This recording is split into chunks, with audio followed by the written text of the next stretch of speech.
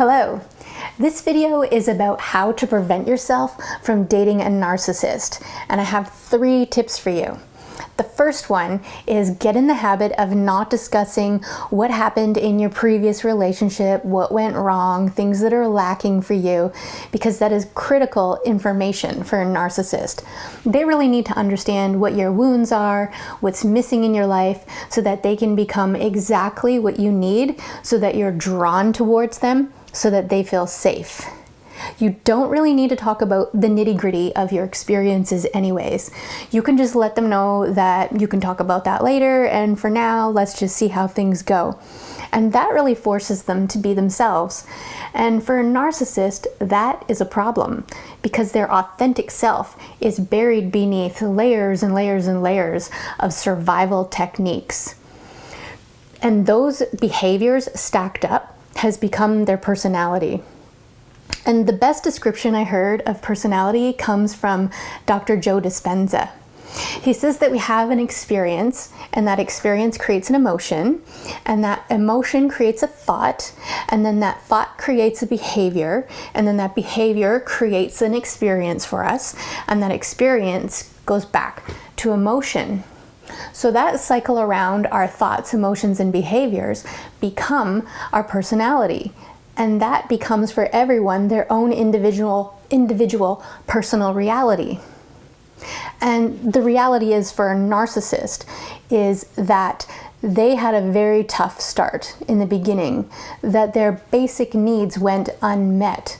So they went straight into fear, straight into survival, and they had to really adopt all of these survival behaviors that were heavily focused on self.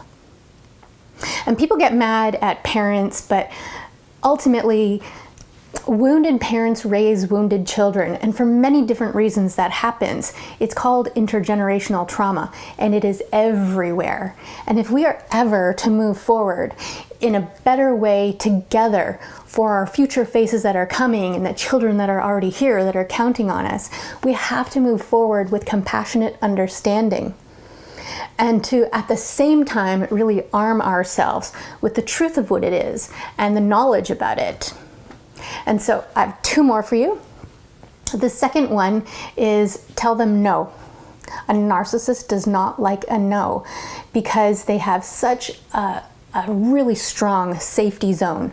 I like to view it as a backyard, like a fenced-in backyard, and everything must stay in there. Everything they do, everything that happens has to stay in that fenced yard. And even if you leave for a little while, you're going to get a bazillion texts and phone calls until you're back in that safety zone in that fenced yard. So a no to them really threatens that. It's like somebody creeping up to their fence with a pair of wire cutters, and they will respond accordingly. And healthy people, they will respect your boundaries. And now if you're the kind of person that has trouble with boundaries, or you're a people pleaser, or you have trouble saying no, you are a giant magnet for a narcissist. That is exactly what they need. So the third thing is pay attention to how they talk about other people. Pay attention to how they treat other people. That little tidbit is very telling, and you'll notice that their relationships are often fractured and strained. So there you have it. Why not put as much thought into picking your future partner as you would buying a car or buying a house? I mean, you wouldn't get all willy-nilly about those things. So if you have any tips or any red flags that you would like to share, pop them in the comments. See you next time.